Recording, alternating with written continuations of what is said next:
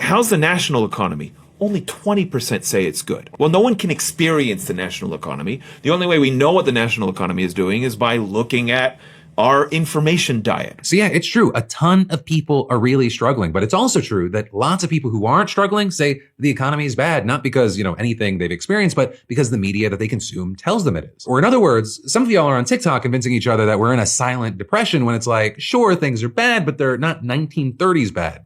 At least yet. Right? And y'all, this sucks because I don't want to be the annoying old guy who's like, back in my day. Because when I first started down this rabbit hole, I was hoping to kind of reemerge with a nice, simple conclusion like, hey, the numbers lie, your feelings are correct. Or even, actually, you're all delusional. The economy's doing pretty good. But the truth is it's complicated. The economy has improved in a number of ways, whether from generation to generation or just the past several years, and things also don't seem to be quite as terrible as people think they are when you survey them. Yet, it's then also true that the economy is not doing as good as many of the traditional metrics suggest. And there are in fact a bunch of ways that it has gotten so much worse, both from generation to generation and over the past several years. And so the problem isn't that the data is lying or that people are wrong. Both are kind of right in their own ways. The problem is that we've been measuring the wrong things for 70 years and nobody told us. We can't settle debates or properly move forward by citing abstract statistics like GDP or unemployment or stock market values, however useful they may be. We need to get specific about what we actually want from our economy and be real about making sure that everyone gets it. The days of simply assuming that the benefits of growth will automatically trickle down to everybody, those are over. Because really, if there's anything that I've learned from this deep dive, it's that you don't have to be starving or destitute to feel like the system's screwing you. And those feelings, they're not just feelings, right? Some of it stems from social media doomerism, sure, but a lot of it's the fact that our basic metrics miss a bunch of the stuff that the economy is actually failing to deliver over and above basic necessities. We're very